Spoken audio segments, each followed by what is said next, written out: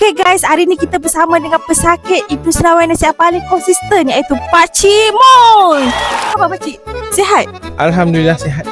Pakcik dah buat rawatan kat emotional awareness ni berapa lama dah? Dah 6 bulan dah pakcik buat rawatan kat sini. Dah 6 bulan Pakcik buat rawatan kat sini. Pakcik duduk kat sini ke?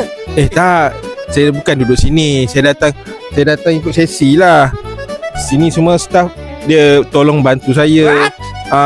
Dia punya sakit lain kat sini pun support juga saya.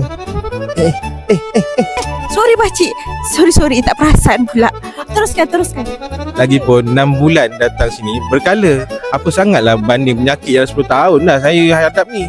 Subhanallah, 10 tahun Pakcik sakit. Sakit apa tu Pakcik?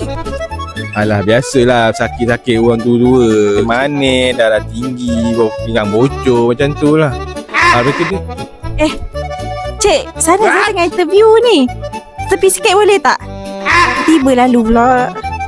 Sabar Pakcik. Apa tadi? Buah pinggang bocor Pakcik. Masya Allah. Jadi sekarang Pakcik makin okey tak? Macam mana dengan buah pinggang Pakcik tu? Alhamdulillah, selepas dapat bimbingan dari nutritionist kita di sini, doktor-doktor di sini dan juga perawat-perawat di sini, alhamdulillah makin sihat. Kira berbaloi lah buat rawatan ke emotional awareness ni Pakcik. Wish, berbaloi. Rugi saya dulu tak datang awal. Kau tak percaya kan? Tanya pesakit yang belakang ni. Tu semua contoh-contoh terbaik lah di sini. Pakcik pegang kejap, saya nak cakap. What? Okay. Kalau korang nak dengar sendiri daripada pesakit emotional awareness ni berbaloi ke tak rawatan kat sini, komen kat bawah, okey? Bangkitkan nikmat hidupmu.